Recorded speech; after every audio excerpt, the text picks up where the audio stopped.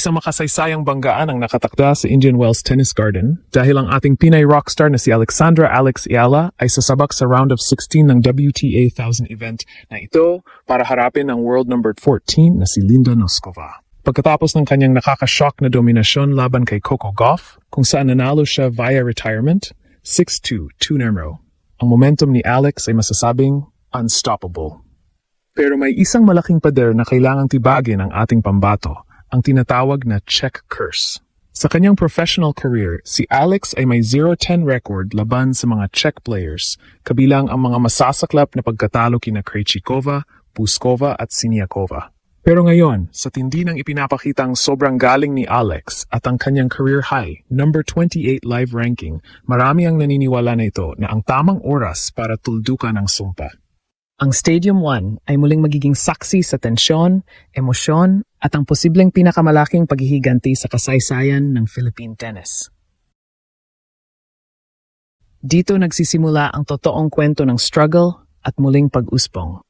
Ang journey ni Alex mula sa pagiging Junior US Open Champion noong 2022 ay puno ng mga heartbreaks, lalo na tuwing makakatapat niya ang mga higante mula sa Czech Republic. Ang 10 straight defeats na iyon ay tila isang multo na laging sumusunod sa kanya.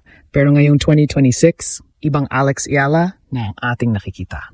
Sa kanyang 13-8 hardcourt record at tagumpay laban sa mga top 10 players gaya ni Paulini, ang kanyang sky-high confidence ay hindi matatawaran. Balikan natin ang kasaysayan. Noong 2018, sa Les Petitas Final, tinalo na ni Alex si Noskova sa score na 5-7, 6-3, 7-6-5. Iyon ang panalo na nagbukas ng pinto para sa kanya sa Rafael Nadal Academy. Ngayong magtatagpo sila sa pro level, bitbit ni Alex ang kaalamang kaya niyang talunin ang Czech star. Online reactions are currently exploding. Fans are losing it sa anticipation, feeling the thrill of a potential revenge rematch. Sinasabi ng marami na ang young age maturity ni Alex ang magiging susi para maging curse breaker siya sa disyerto ng California. Ang emosyonal na nucleus ng laban na ito ay nagmumula sa paglipat mula sa 10 sunod-sunod na pagkatalo patungo sa isang bagong pag-asa.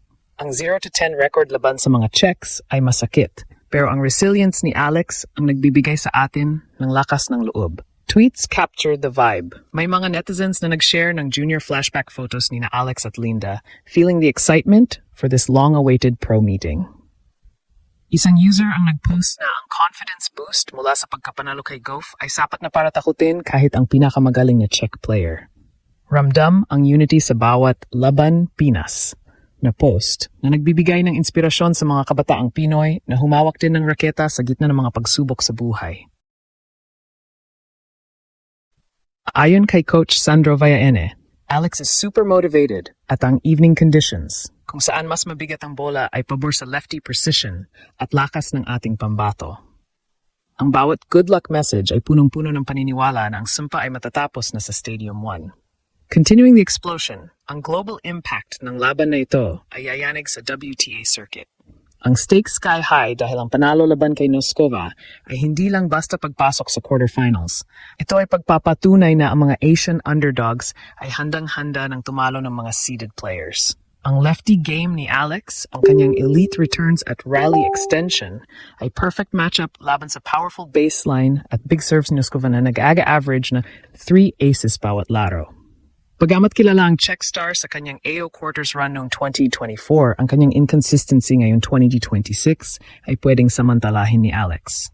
Ang bawat long point sa slow Indian Wells courts ay pabor sa ating pambato na may 58% win rate sa mga rallies na umaabot ng higit sa 8 tira. Ang social buzz ay punong-puno ng optimismo kung saan ang junior history ni na Alex at Linda ay ginagawang triumph fuel para sa ating national pride. Sumusabog tayo sa bawat update dahil ang bawat palo ni Alex ay bit-bit ang bandila ng Pilipinas.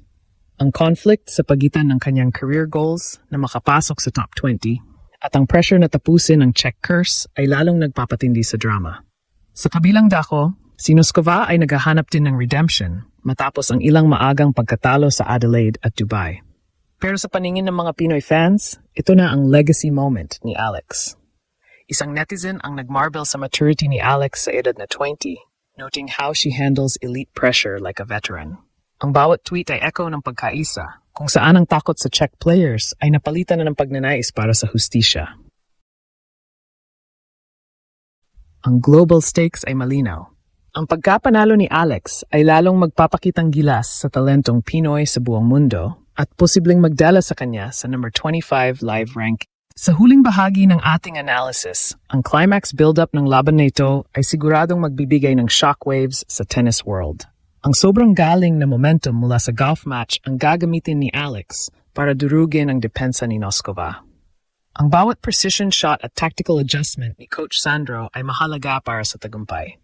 Online emotions are at a surge of anticipation. Fans are hyped for the curse end, ignoring the odds and focusing on Alex's grit. Ang global impact max nito ay mag-elevate sa Asian tennis at magbibigay ng inspirasyon sa bawat Filipina athlete. Mula sa junior win noong 2018 patungo sa pro curse breaker attempt ngayong 2026, ang journey ni Alex ay puno ng pag-asa. Ang Grand Slam goals niya ay lalong nag-aalab at ang tagumpay laban sa Czech Republic ang susunod na malaking hakbang. Sa buod, buong Czech Republic ay gugulatin ni Alexandra Ala versus Linda Noskova. Mula sa shock golf domination, career bond sa clash at global shakes hanggang sa wagas na Pinoy unity. Ang emosyong namamayani ay puno ng hype at pride na nagpabago sa 10 pagkatalo patungo sa isang malakas na pag-asa. Ang online vibe ay malinaw. Naniniwala ang lahat sa momentum at star power ni Alex. Ang Grand Slam rally ay nagpapatuloy at ang buong Pilipinas ay handang sumabog sa tuwa sa bawat puntos na makukuha ng ating pambato. Tutuldukan ba ang curse? Legacy awaits sa round of 16. Manatiling nakatutok dahil ang susunod na kabanata ay siguradong yayanig sa mundo. Laban, Pinas. Sasabog tayo sa tuwa. Sa madaling salita, ang paghaharap ni na Alexandra Ala at Linda Noskova ay hindi lamang isang ordinaryong round of 16 match. Ito ang itinaktang sandali para sa isang Czech curse breaker. Bit-bit ang sky-high confidence mula sa kanyang dominasyon kay Coco Gauff. Nasa kamay ni Alex ang lahat ng armas para tuldukan ang A10 record laban sa mga Czech players. Ang tagumpay niya sa juniors noong 2018 laban kay Noskova ay nagsisilbing matibay na pundasyon na kaya niyang tapatan ang lakas ng world number 14 sa ilalim ng mga ilaw ng Indian Wells. Mula sa emosyonal na social buzz hanggang sa tactical preparation ni Coach Sandro, ramdamang nagkakaisang panalangin ng sambayanang Pilipino. Ang bawat palo ni Alex sa slow, hard courts ng California ay hindi lang para sa kanyang top 20 goals, kundi para sa dangal ng bansa na matagal nang naghihintay ng ganitong uri ng tagumpay. Ang Ala era ay nasa rurok ng momentum at ang buong mundo ay nakatitig ngayon sa ating Pinay rockstar. Tutuldukan ba ang sumpa o magpapatuloy ang kasaysayan? Isa lang ang tiyak, sasabog ang mundo sa tindi ng laban na ito. Laban Pinas, believe again.